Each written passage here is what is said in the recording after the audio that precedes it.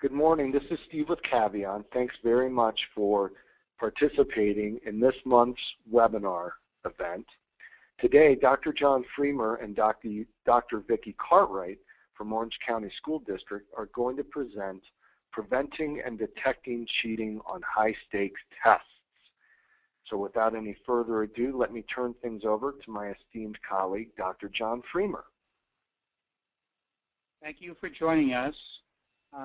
I've looked over the list of people who have signed up for our webinar, and I'm very pleased to see quite a broad representation. Many people from school districts. I counted at least 9 state departments of education. There are certifying agencies. There are testing companies. At least one reporter has signed up, and one person prominently associated with commenting on testing. So I know that you're busy folks, so I want to get on to the content. So let's have the next slide. You'll be hearing both from me and from Vicki Cartwright, who is a terrific person that I'm pleased to have on with me. And there are specific places where we've agreed in advance that she will definitely join in, but she will also make comments anytime she thinks that's appropriate. What this slide does is give you kind of the outline of what we're going to cover. I'm going to do an overall summary. We'll talk about 4 areas: intern training, security audits, data forensics, and investigations, and then close with the issue of dealing with the media. Next slide. This slide answers the question which someone might ask you. You said that you were going to attend that Caveon webinar. What did they say? So this is what I hope when we're done, you might say if you were answering that question. That it's very important for us to provide appropriate training. We need to evaluate the adequacy of all of our security procedures, and we probably need outside help to do that. That we won't be able to do it adequately on our own. We should perform cheating analyses routinely, which is not yet the standard, but I believe it will be, for every school district, for every state, for every certifying agency in high-stakes tests. If you're not doing it yet, you ought to, and the sooner you can get to doing it, the better off you'll be in the long run. That you need to follow up thoroughly on all suspicions that there might have been misbehavior. And when you do that, you need to take appropriate and public action. It's a very bad thing to get information that there might have been a problem and then put it in a drawer. You would be better off if you never knew it than if you did that. So let's move to the next slide. We're moving into the content areas now. I'll start on this and then ask for Vicki's help. Training is key. In some ways, it's one of the easiest things to do. It takes time. It's sort of non-controversial. Who's going to argue that you shouldn't do training? But you ought to do it so that everybody gets it. It's the right training. You evaluate it. Do it seriously. Make it somebody's responsibility to follow through. The states do a lot of that. I don't know that I'm satisfied myself that districts do as much as they could to their benefit. When you do focus on training, test administration is the area that you ought to give the most attention to. The time when tests are administered is the greatest security vulnerability for all programs, whether it's state assessment, certification, college or graduate admissions. That's where the cheating tends to occur. That's where the items and item pools tend to be lost. And because it's such an area of vulnerability, it's the greatest return on investment or bang for the buck. That's where you're going to get the most for the least investment. If you're in a district, then you have state and vendor materials to draw on. Often they're not everything that you ought to have, but use every scrap of them. Probably you'll need to do some revisions to make them work at the individual school level. Make sure everyone is trained. You don't want it to be the case that someone is drawn in at the last minute to give tests that you didn't anticipate needing, and they're not ready. So the fact that they make mistakes should surprise no one. And have your building administrators at a district participate in the training, not just cheer people on, but sit through the training. Vicki, you were willing to comment on this one?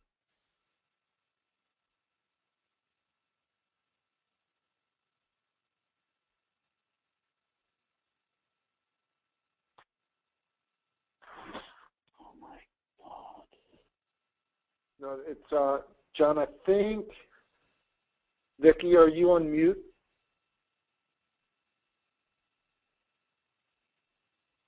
She doesn't appear to be. Technology, you gotta love it. That's right.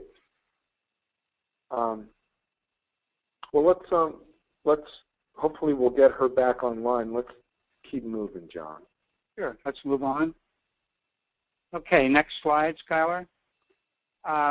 Training is not necessarily a place where I think a school district will need external assistance beyond their own staff and the State Department of Ed.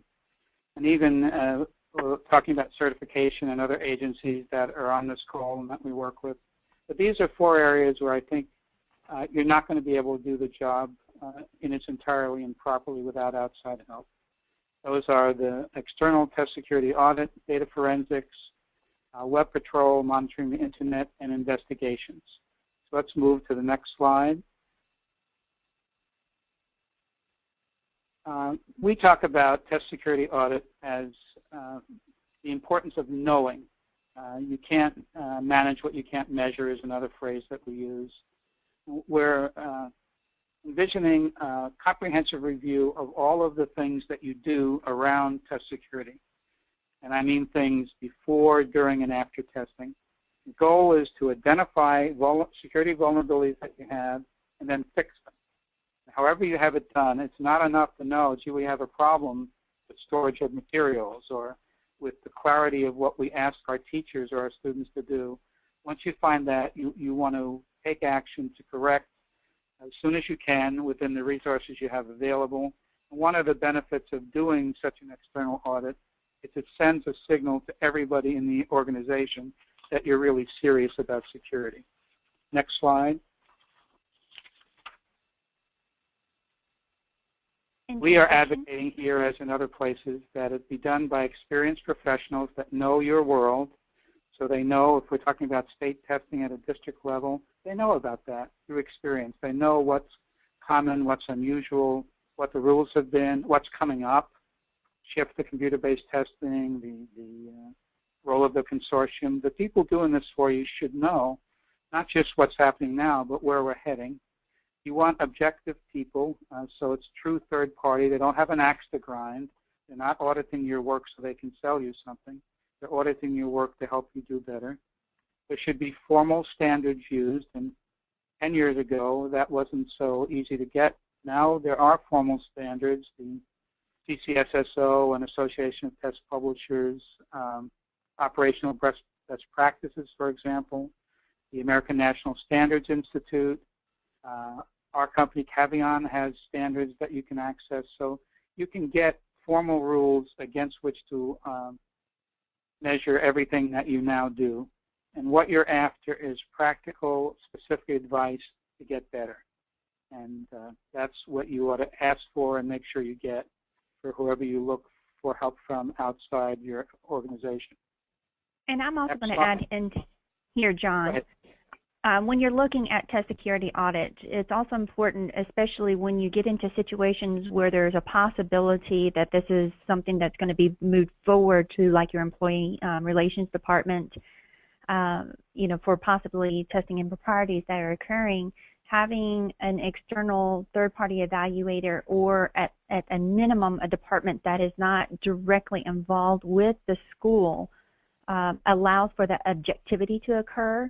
So that when you get into that courtroom type scenario, you do have information that's available to you that would be justifiable. Thank you, Vicki. Are there comments you didn't get to make earlier about training that you'd be willing to share with us now? Absolutely. Going back to the training, this is what you were talking about earlier, is very key. Whenever you're doing any type of high stakes or even moderate stakes testing that occurs across the school district, you need to make sure that you're documenting who is trained. And there are a variety of different ways and manners for which you can do training. It does not necessarily have to be the face-to-face training. It could be over, like we're doing right now, a virtual training. However, if a virtual training is conducted, you need to make sure you have ways in which to document who actually attended and if they were attended the whole training. But the most important thing, what you were talking about, is make sure everyone is trained. Is absolutely true, because there are so many situations where someone will call out sick, or an emergency will happen where a teacher may need to leave the classroom unexpectedly, and someone has to go in order to be there, to be the test administrator or to be the proctor in the classroom. And if you don't have everyone trained at the individual school sites where they're implementing these tests, that becomes burdensome. Because now how are you going to ensure that you have an environment that's conducive for testing, but at the same time have someone who's trained to be giving the test itself? Because you don't want to interrupt the testing of the students in order to put them in other classrooms, because then you get into other domains that is less admirable at that point in time. Thank you, Vicki. And I think I wanted to share a story. This is a real-life story in my experience as an investigator for Caveon, helping a district. And I'll pretend that the teacher I was talking to was Steve. And so I'm talking to Steve, and I say, Steve, why were there so many erasures in your class in this content? You had more than anybody else, any other class in your school. You had more than any other school in your district. And you had more than any other district, any class in the whole state. How did that happen? So you kind of expect, I get to ask that question a lot. They say, I don't know, I didn't do anything to do that. This young man said, I know how that happened. When I reported to work that day that testing started, it was my very first day as a teacher. I had been a teacher's aide, and something happened to Mrs. So-and-so or Mr. So-and-so, and I was called in, and I ended up keeping that class. And here I am in the front of the room. I read what I'm supposed to read, and I look out, and there are kids that need help. So I went around and helped them. And they appreciated that, so I spent all my time helping them. And so they changed answers because I could see they were confused about what to do. And then the thing he said after that, it's still chilling to think about it.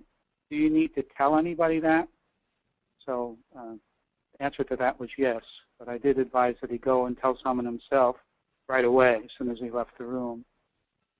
Okay, let's move on to the next slide.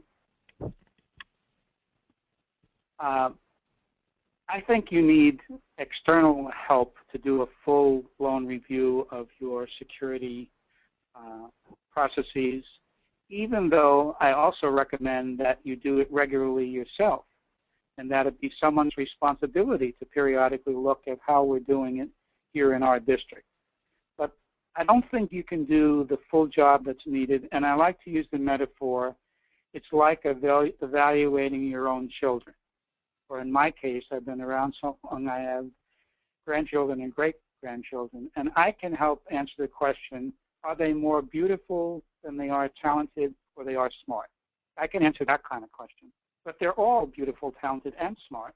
So asking me to evaluate them on any of those dimensions is kind of a waste unless you just want to hear me praise. I think it's sort of that way when it's evaluating your own work. You're going to give yourself forgiveness about things, and you're going to praise other things. You need objective, well-informed perspective by third-party people who have your objectives and interests at heart, but are not disposed to tell you how great you are on every single topic. Next slide. This is simply a listing of the breadth of topics. When Caveon does an audit, just reading them to you I don't think would help, but there's first four are kind of the management of the process, plans, roles, budgets, legal agreements. And then there's a set about the entire testing process. In a district, you may do your own test and item design, development, publication, but it's really test administration. That's the key place, particularly for state tests and scores and results. And then the third general area I call quality control. It's the physical security, the information security, the checking the internet, training, which we talked about, your plan for what you're going to do if you find a problem, and then how you're going to conduct investigations. And that little note new is because we've been doing a lot more of those recently. You need help to do all those things. typically no one person in a district will have that, and the entire department that might be charged with it would find it hard, even in a good-sized district, to have all of these competencies covered. So let's go to the next slide and invite questions from anyone about any of the topics that we've covered up till now. And Skylar, you want to tell folks how to do that? I think Skylar's muted. This is Steve. Folks, in the GoToMeeting console, if you have a question, because everyone's muted, you can type your question in, and we'll be able to share that with Vicki and John and address it. Where physically is that on the screen, Steve? It's in the little box with the GoToMeeting console. It says the word chat on there, and below chat there's a white box for you to be able to go ahead and post your question, and then you would just hit the send button once you have that completed. And at this point, we don't have any questions thus far. Okay. But you can actually post them as we go along also. That's right. The reason for saying that you should tell them where it is forever people are giving me advice that's fairly high level when what I want to know is where's the on-off switch. So it's never possible to get too elementary for me. So let's move on to the next slide, which is a poll. Are you going to lead that, Steve? Yeah, so I've just launched the poll, and the question is, have you ever had an external review of the test security practices of your district or test program, depending on who is responding? So we'll give folks a little bit of time to respond. Looks like we've got about 40% of the folks out there have responded, now about 50. We'll just take another 15 seconds or so.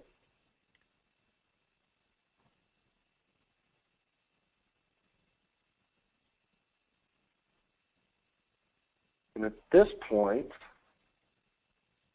see, people are still, close it up in just about 5 seconds.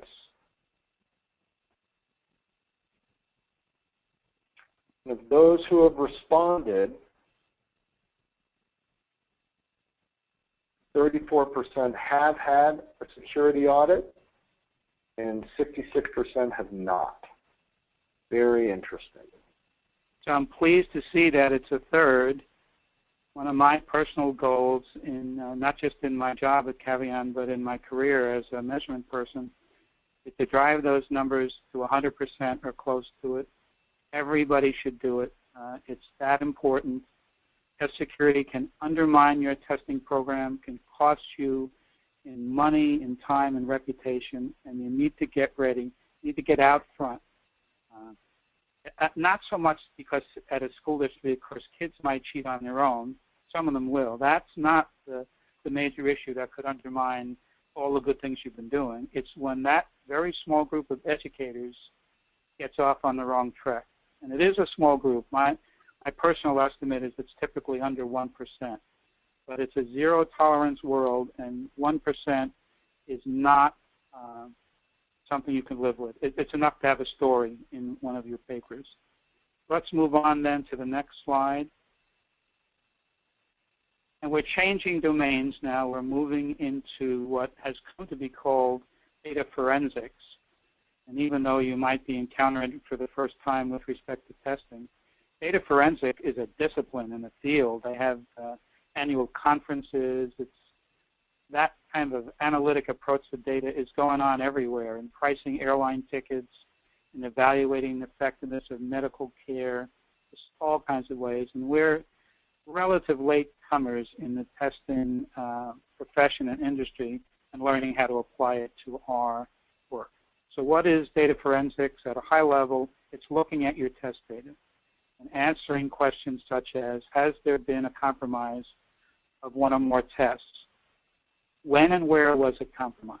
And I make the case, and every time I get a chance to talk about it, that traditional procedures, unless you've been at this for a while, what you did last year, the year before, the last few years, are not good enough, even if you're doing it. And some places are doing nothing, and they are just way behind the curve. Next slide.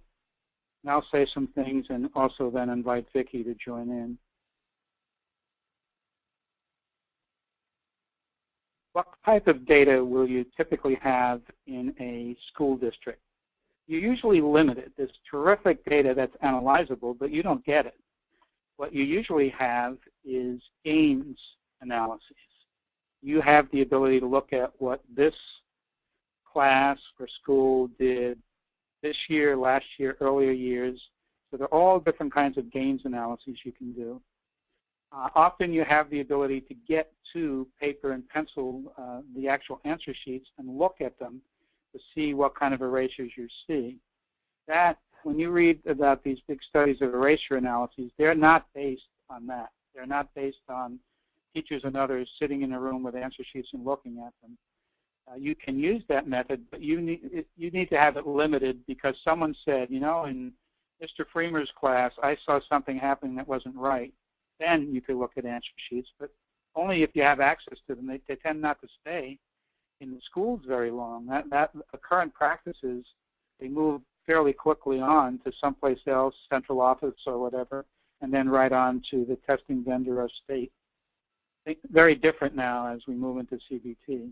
To really do data forensics, you need more data. It's very desirable to do that, but you can't do it with the data that you have available at a district. You need to work with your state, and the state has to work with the vendor. Vicki, you had been willing to make some comments from your experience on this? With our experience with this, we're in Orange County, Florida, because there's two large orange counties, the other one being in California. In Florida, they moved to using Caveon to help districts as well as the state itself identify where there may be some testing and anomalies occurring.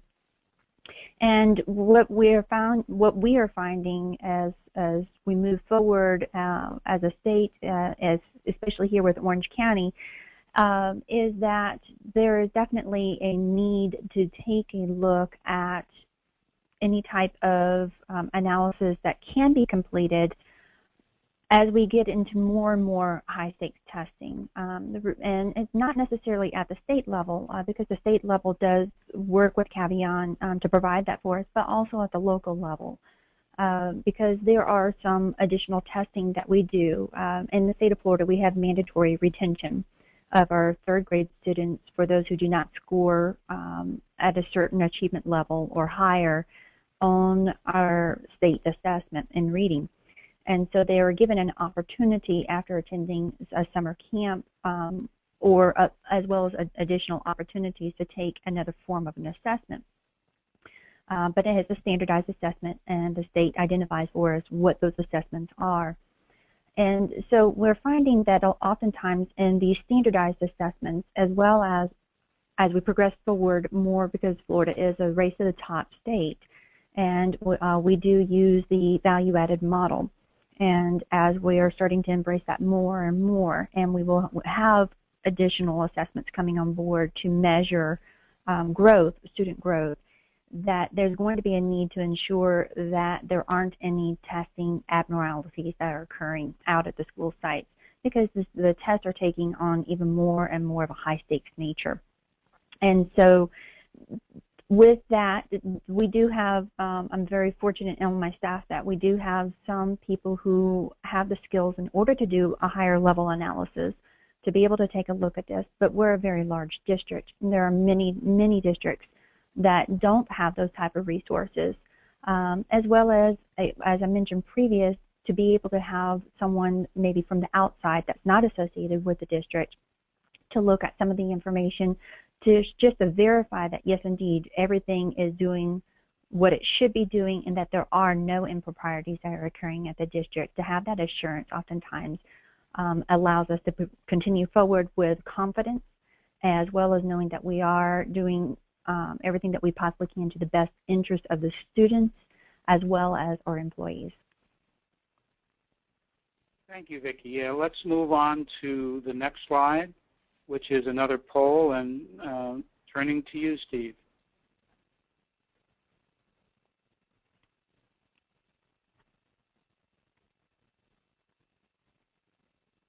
You're not on mute, Steve, are you? Yes. The next poll question is, do you carry out each year gains, erasures, or other data forensics analyses for any of the tests that you administer? And already we've got 50% of the folks out there have voted, and we'll just give them another 10 seconds or so. We're now at 60%. And it looks like that slowed down a little bit. So I'll close this and share it. 54% of the folks out there who responded do conduct some sort of statistical analysis, and 46% not quite there yet. That is terrific, and I'd like to send out praise to all of you who are doing it. You're in the lead group. This is the way it's going to be. You're already on it. Sure, there are things maybe you could do better, but you're on the right track. Let's move on to the next slide then. I just review here some of the reasons why I think it's a good thing to do. When you're trying to make decisions, someone said they thought they saw something, it's awfully great if you can look at actual data as to what the test results suggest. When you do training of what to look for, you can use actual examples. It helps you detect and deter cheaters, adults who are cheating. I think kids, the goal, you use data is not going to have any impact on kids. But on adult educators, I think it can. It helps you stay ahead of cheating methods and evaluate the effectiveness of what you're doing.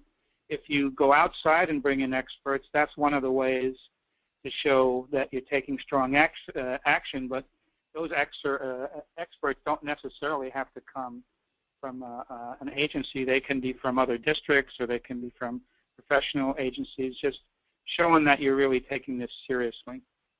And John, I'm actually going to step in and Sure. say I do believe that it does impact even potentially cheating that occurs at the student level, because if students are aware that you're monitoring this, a lot of times that awareness will also deter it.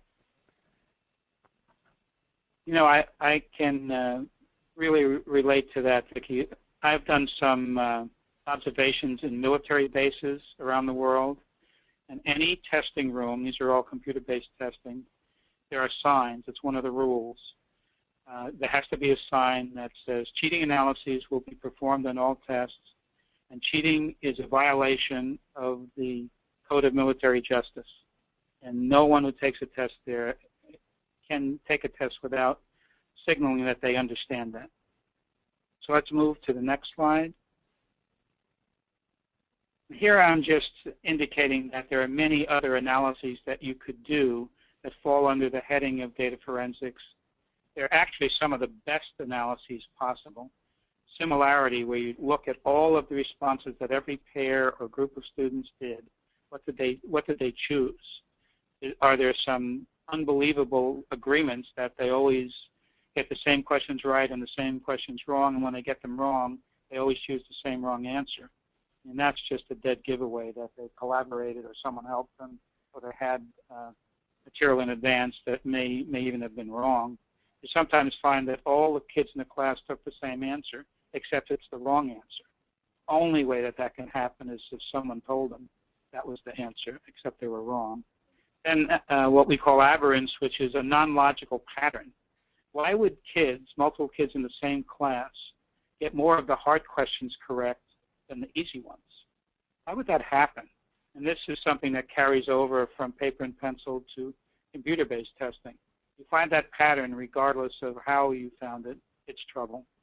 And then more complete erasure analyses than just what you can do by inspection. Some of the results are a little bit subtle, but just the number of erasures is a very good clue.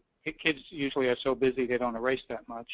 And then if every time they erase, the answers go from wrong to right, how could that be?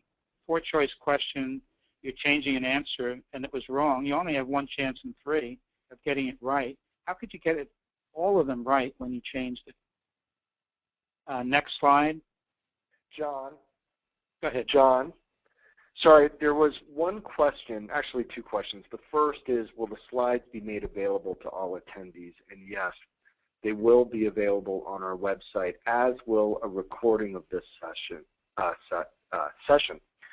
Then the other question, very timely for that last slide, what are some of the other forms of sophisticated data forensics that we recommend?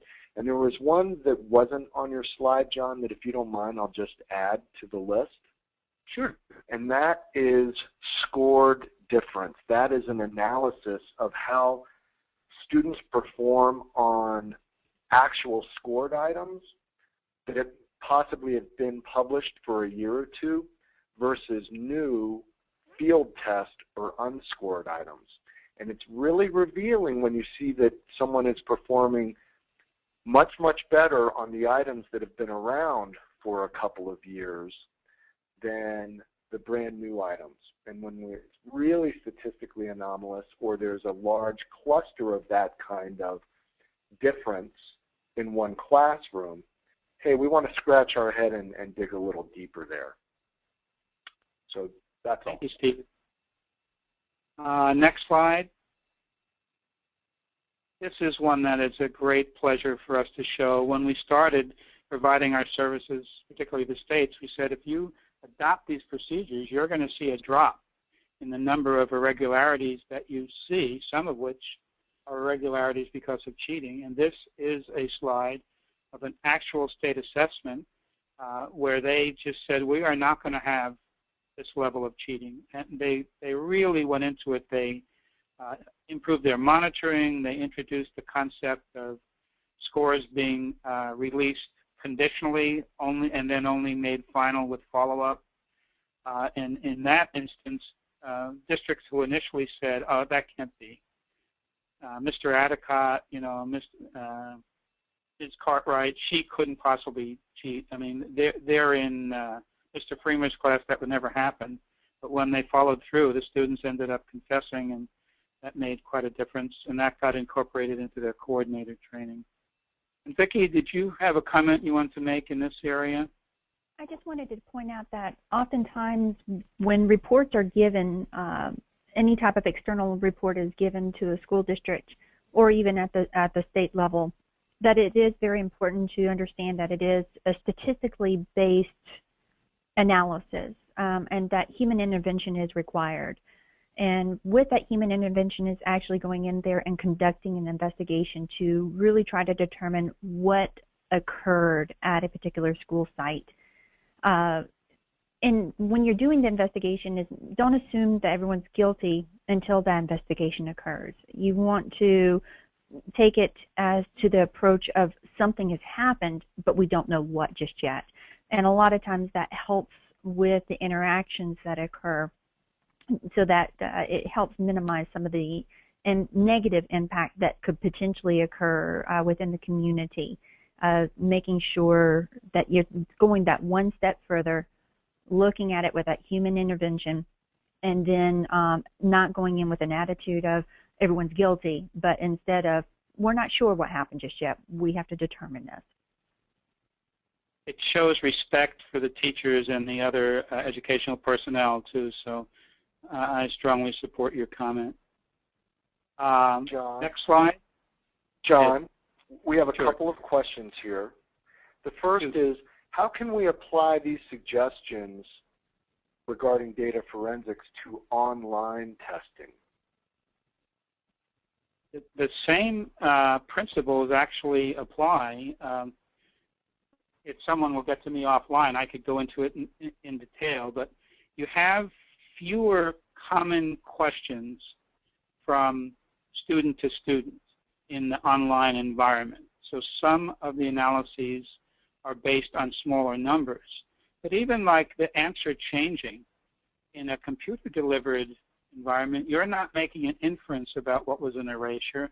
You know what students chose first, and then if they changed it, what they chose second and what they chose third. You can still do the aberrance analysis. So we sort of gain more power in the computer-based testing because we add to the picture timing. We can look at how much time students took to answer questions. and you can find impossible results. Whizzing through a set of questions where you couldn't possibly have read them and getting them all right. How did that happen?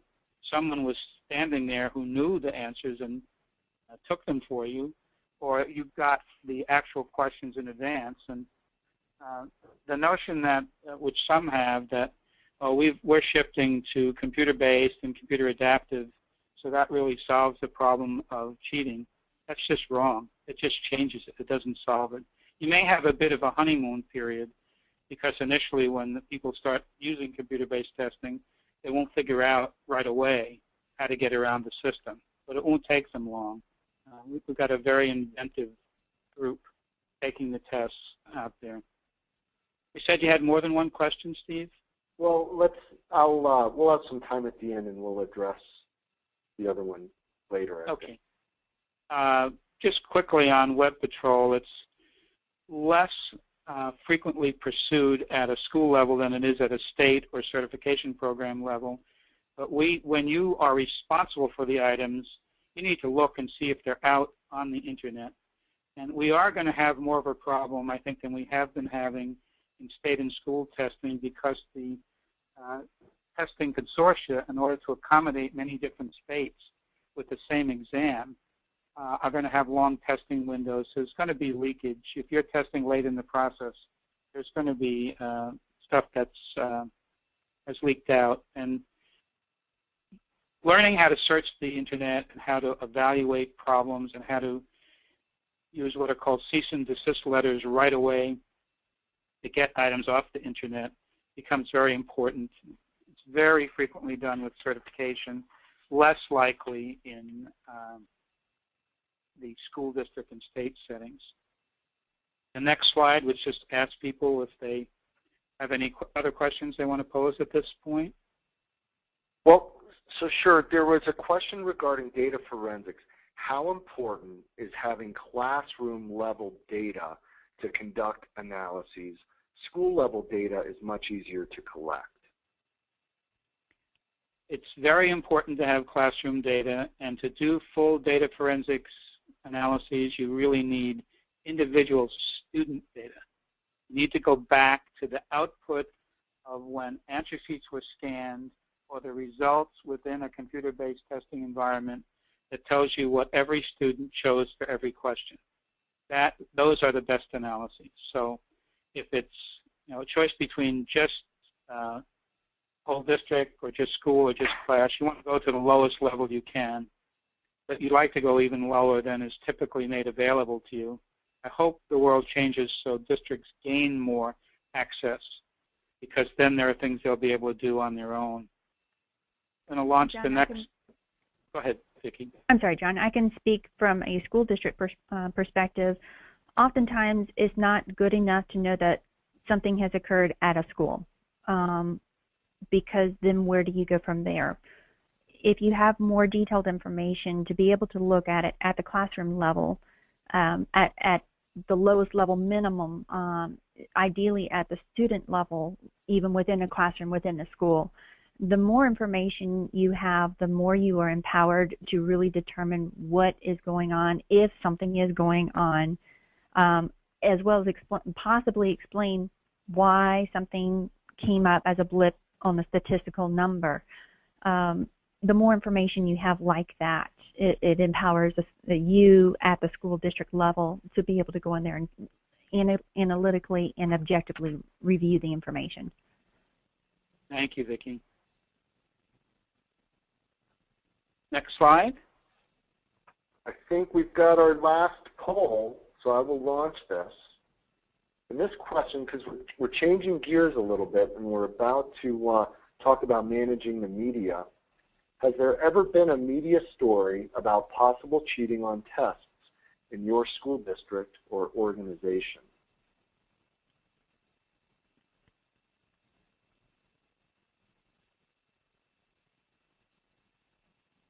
So yeah, we've got lots of people responding more quickly. Just keep it open for about 10 or 15 seconds more. Almost 3/4 of our attendees have responded so far. It looks like that's slowing down, so I will close the poll and share it.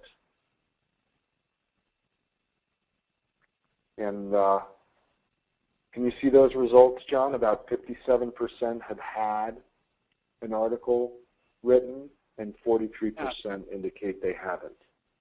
It's already more than half, and I've been involved in a lot of interviews and media stories, and often there's a lot of pain there. I mean, some of the instances,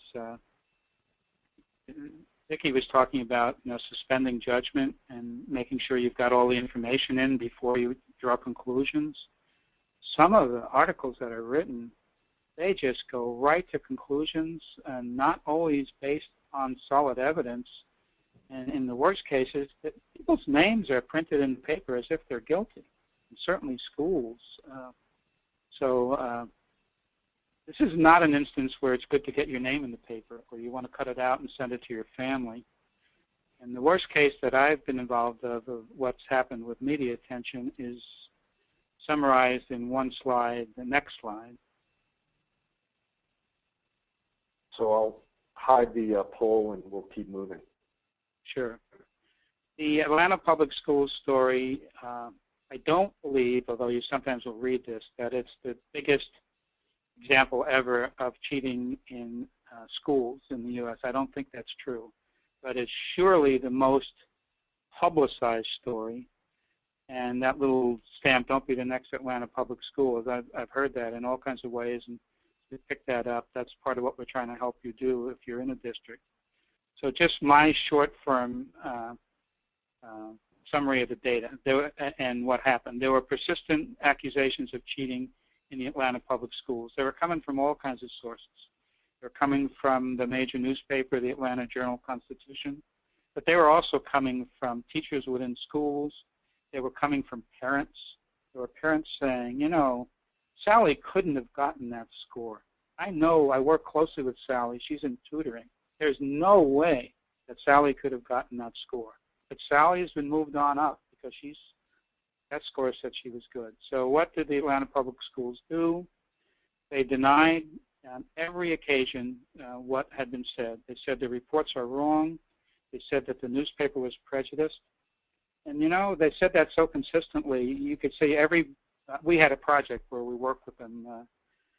Everybody I spoke to was in the Atlanta Public Schools, and in a helping organization, we actually got the contract from a group called the Atlanta Educational Forum.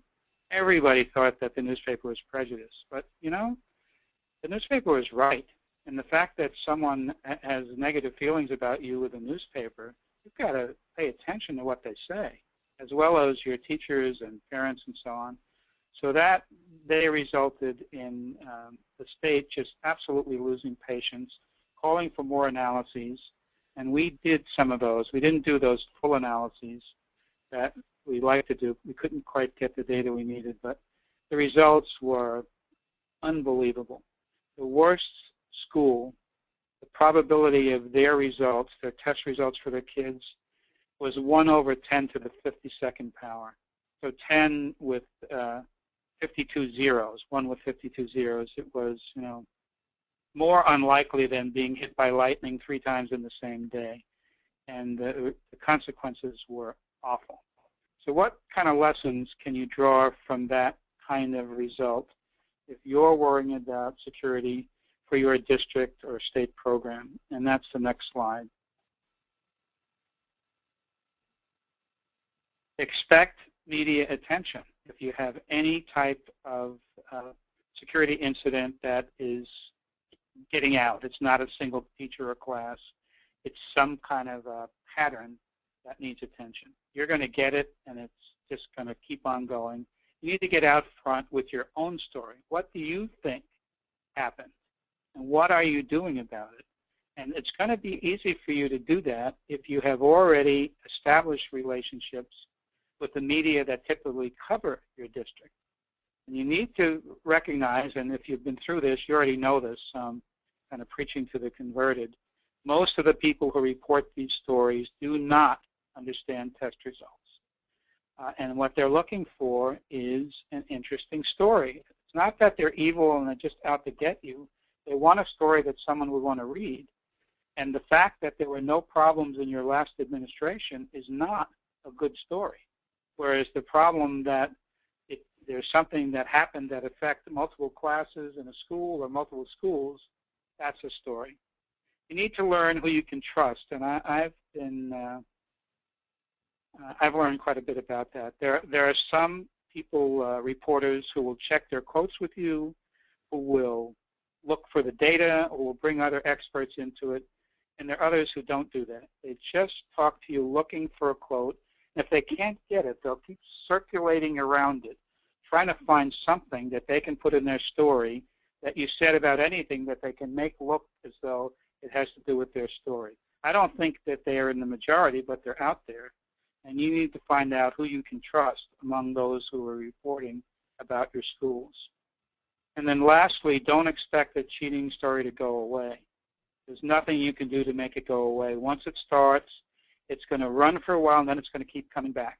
Next year when you test, they're going to run that story again with wrinkles to it. And then the year after that, I don't know what the lifespan is of it. In a horror story like Atlanta, it might be 5 to 10 years. But even in any local case, once it hits the newspapers, it's going to be out there for a while. Vicki, any comments you care to make on this one? There are a couple things. When you're preparing to talk with your media, it's very important, especially if you're going into that investigation phase, to know what you can share versus what you can't share. It's critically important on that, and that's having a good relationship and a good understanding with your department, your State Department of Education, as well as internally with your employment relations or your legal department, to make sure that the message that you want to be conveyed is one that is not going to get you in trouble, as you might say, as you go into the investigation, or tip your hand before you even have an opportunity to go in and try to determine what's going on. And I don't mean tip your hand in a negative way, just in a way for which it's giving them information prior to something that's already occurring, and therefore may give the appearance that you're not doing an investigation from an objective standpoint. So really, what message do you want to be conveyed? And that was what John was talking about just a moment ago, was really understanding that there are some reporters that will ask you questions. They will go around and ask you a lot of different angles until they can find that little snippet that they can use in a manner for which is not the way in which you are trying to say it. So knowing what your message is and making sure that you stick to that message is going to be really important, and knowing what you can share versus what you can't share. Also anticipating that if there's a district right beside you that has something that is going on, that maybe an investigation has been completed and there was testing improprieties that occurred, there's always a ripple effect. And so be aware that you may be called out of the blue, and knowing what's going on around you is going to be very important, especially dealing with the media.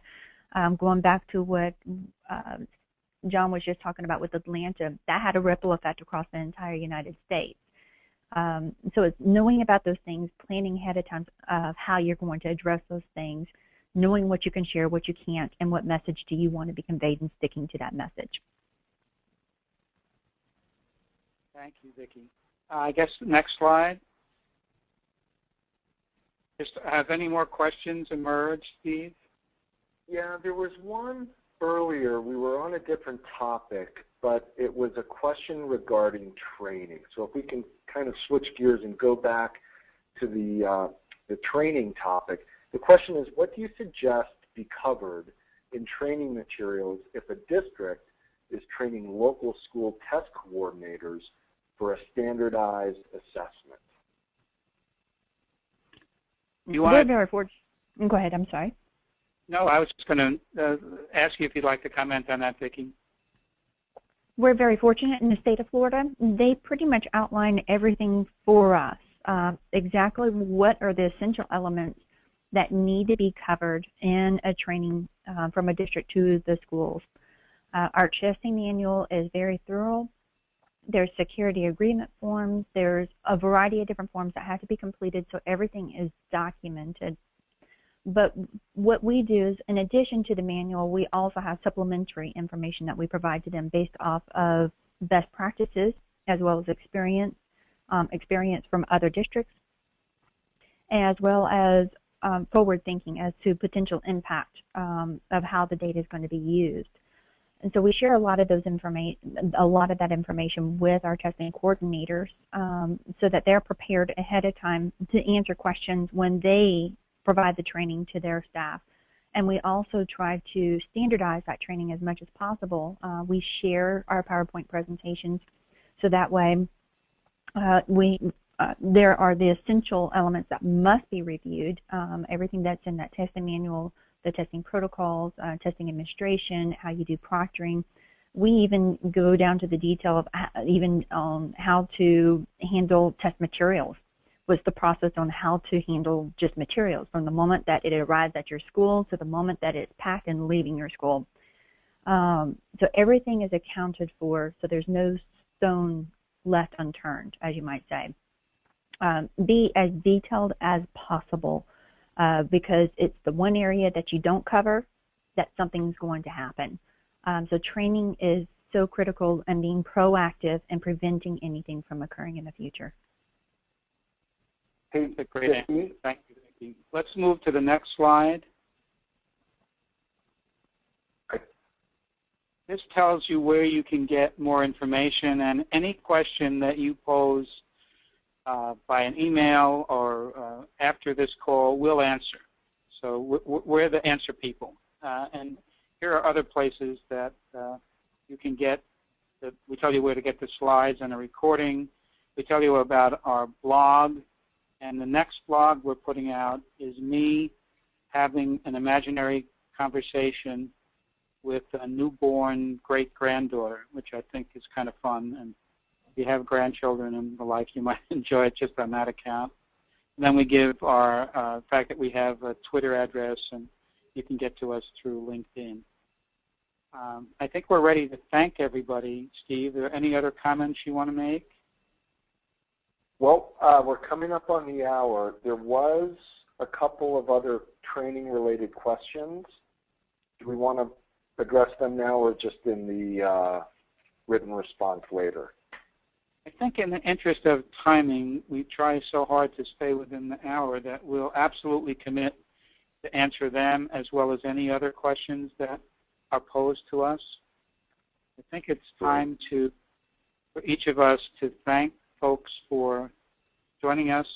I know from the list of names of people that I actually know and their roles, this is a very busy group, so thank you for taking time to listen to Vicki and my observations on this issue. Thank you, everyone. Take care, folks. Have a great day.